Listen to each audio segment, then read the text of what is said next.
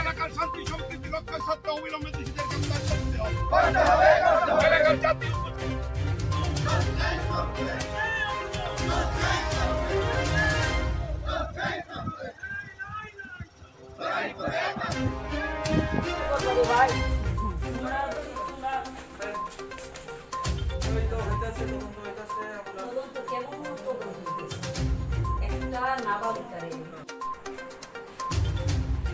আপনি রক্ষা করতে পারেন না, আপনি আছে জাগিয়ে পড়েন।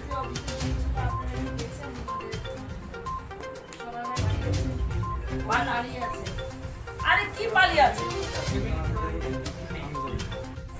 আপনারা তো এখনো আপনাদের চেহারা দেখলে বোঝা যায় এই সরকারের মন্ত্রীরা, সরকারের বিধায়করা আপনারা যে আটক করে রেখেছে, সেই আটকটা সেই পোশাকটা আমরা মর্যাদা দেই। সেই পোশাকের ভারতের একটা জাতীয় পোশাক, আপনারা এটা অমর্যাদা করেন না। কয়জন ধরেছেন?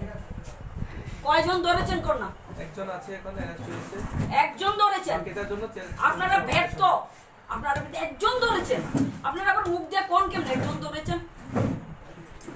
কর্মসূচি হলেন পশ্চিম দ্বারিকাপুর গ্রাম পঞ্চায়েতের খাস কল্যাণপুরের জনজাতি আমাদের বেটি জনজাতি নাবালিকাকে 4 জন মিলে সারা রাত্র গণদর্শন করেন। গণদর্শনের মধ্যে উপপ্রধান, মেম্বার, শাসন যারা যে দলের ভারতীয় জনতা পার্টির সারা ভারতবর্ষের প্রধানমন্ত্রী বলেন বেটি বাঁচাও বেটি পড়াও।